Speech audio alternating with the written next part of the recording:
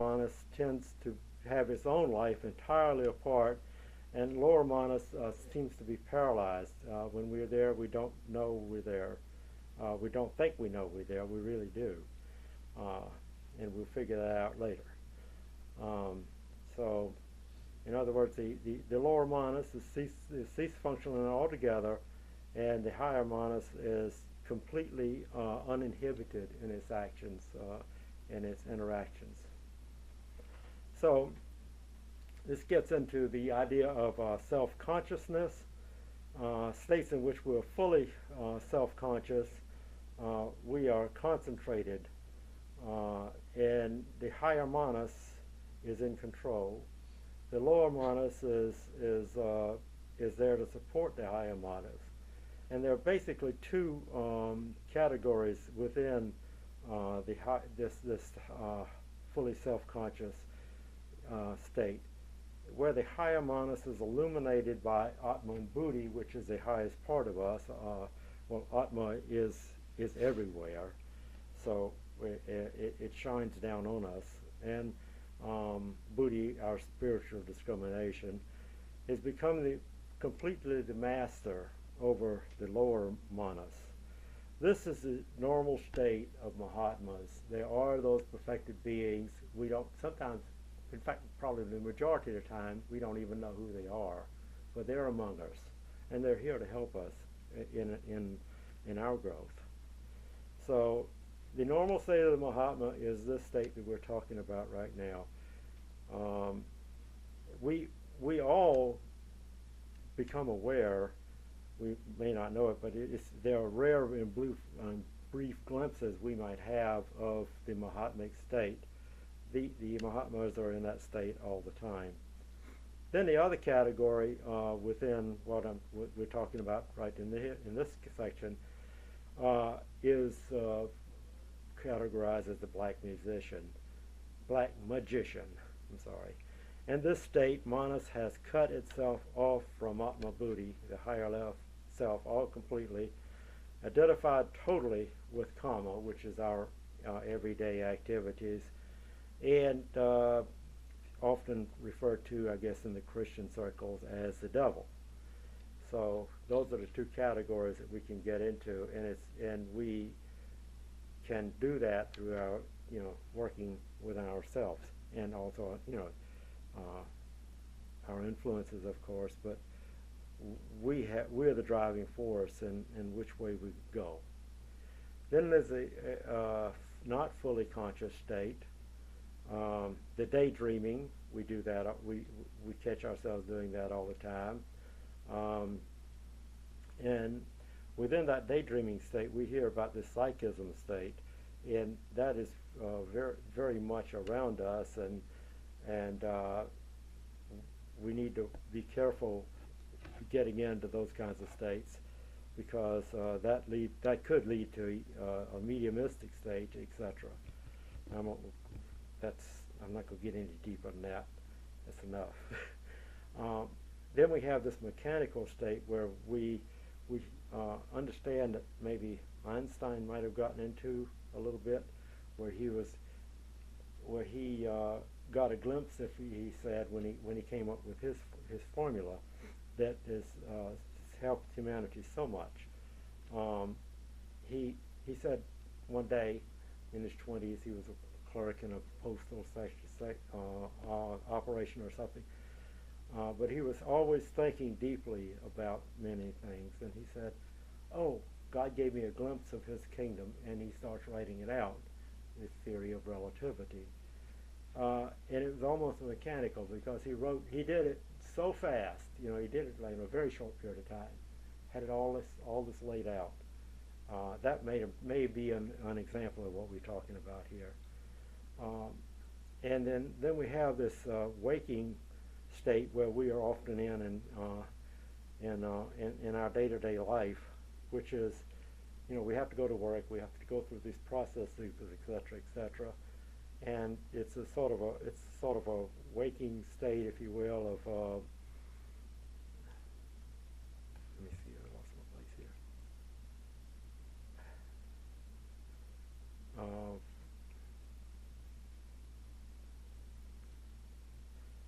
yes, uh, of getting our day-to-day work done, etc., which is not entirely bad, because that sort of helps us get focused, if you will. And then the anger, the jealousy, the lower senses kick in if we don't try to get the consciousness into control. Let your conscience be your guide, Mom always said. So that's what we have to try to stay in touch with our conscious, is idea of right and wrong, etc., on a day-to-day basis. Otherwise, we get into these states that we wouldn't want to go into.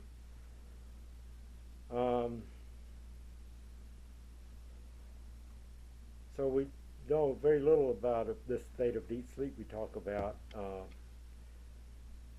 but we do know about the sevenfold nature. We're aware of that, so we can only,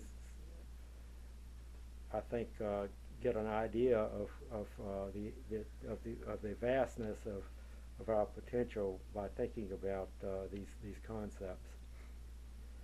I'm going to kind of stop it here. I think we've thrown out a good bit, and open it to discussion, and we might get some more detail if you want. But this is kind of the general idea of states of consciousness, and how vast this subject is, and how it shows us that we are these beings with great potential, and it's a very enlightening glimpse of who we are.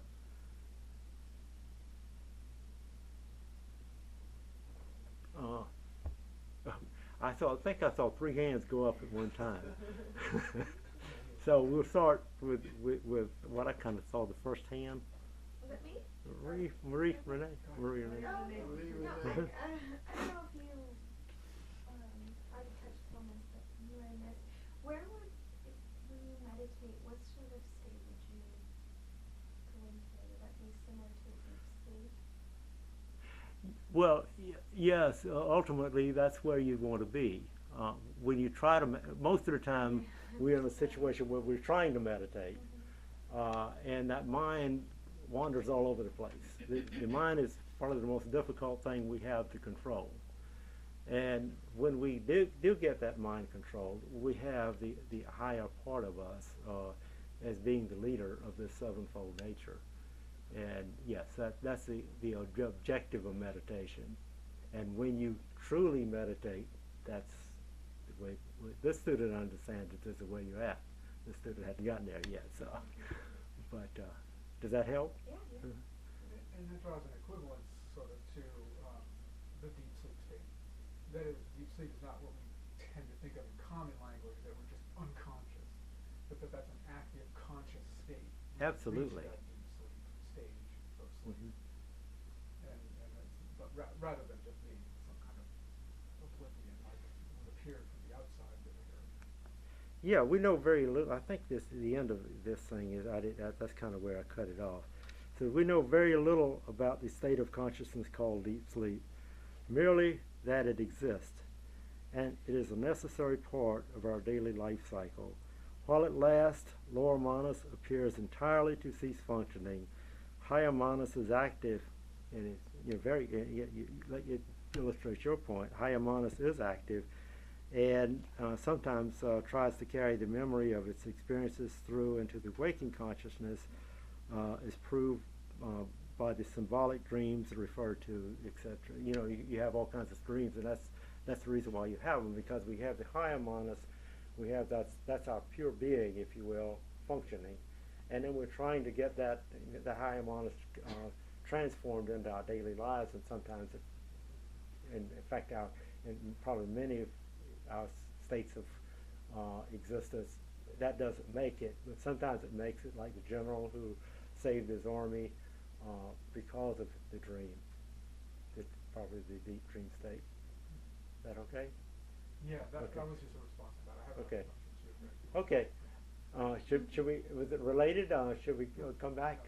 Okay, I just cycle wanted back. to read from the voice of the silence for the benefit of the questionnaire.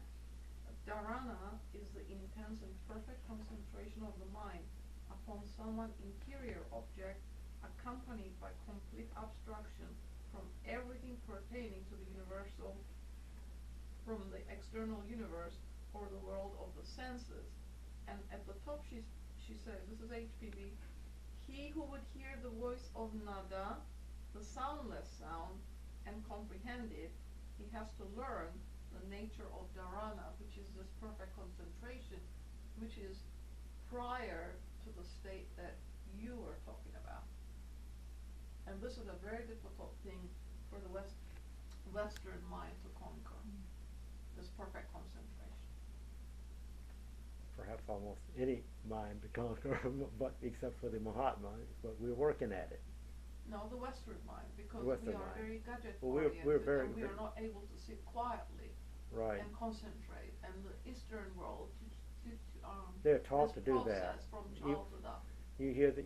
I think it was a Chinese program. The Chinese children were taught to sit quietly and abide their souls, if you will, and that's coming out. There was a couple weeks ago. The lady that she was an actress, she's a well-known, what's her name? Goldie Hawn was talking about that in her book as a fundamental basis for actually developing your inner self and also yourself in general. And they were she was talking about training children and so forth, but it applies through universally. We have to have that fundamental basis, and we seem to have lost it in the Western world. But it's coming back in. Yeah. It's very encouraging. Yeah. Now, Josh, you had another. It was about the comment that the motion of the sunflower is an indicator of consciousness, and I wondered about that. Does that suggest something about flowers that don't do that? Do they lack that consciousness? Is it a more developed consciousness in that flower and other flowers that follow the sun, or is it somehow just symbolic of consciousness? Because of course we know that there's consciousness at all levels of matter, even in a rock. And I'm reminded of those rocks out in the desert that leave a trail behind after they've been sort of pushed by the wind across. If you look at it, it looks as though it has moved itself across the sand, but it's really just being blown by the wind. And there's a physical process at work there, just as there is with the sunflower following the sun. I mean, there's some heliotropic kind of effect that science has documented, I think, fairly well. They wouldn't call it consciousness. They would say it's just a physiological or biological effect. But so I'm just trying to reconcile that. I mean, of course, we know there's consciousness everywhere, but is the sunflower really an example of that? Yeah, well, it's to illustrate that everything is conscious. Is that the reason this student just threw it in there? It's a reaction of the sunflower. It obviously knows. Consciousness is knowing, right? Something. So we all have different states of that, and it's an innate thing for the sunflower. It could be an innate thing. Everything has different levels of consciousness. I think that's the illustration here, and we all have different levels of consciousness. Andra? I'm not exactly sure what the reference was earlier to the sunflower, but if it's the sunflower is following or bending towards the sun, is that what is being spoken about? Yeah, the student just threw it in there to try to illustrate a deep concept, which is what consciousness is. I just wanted to share something. Of course, in science, there's something called photosynthesis, where all plants follow the sun. They lean towards the sun, and that is something that is very scientific, and it has to do with the design of the plant and the green of the plant. The chlorophyll makes the plant green. But in terms of consciousness, that being true for all plants following the sun, what's not true is that consciousness, I think Josh was referring to. I had a situation many years ago where I had a zebra plant that's a very thick plant, and I watered it, I did everything that you're supposed to, and I had a very large dog that would bark near the window where the plant was,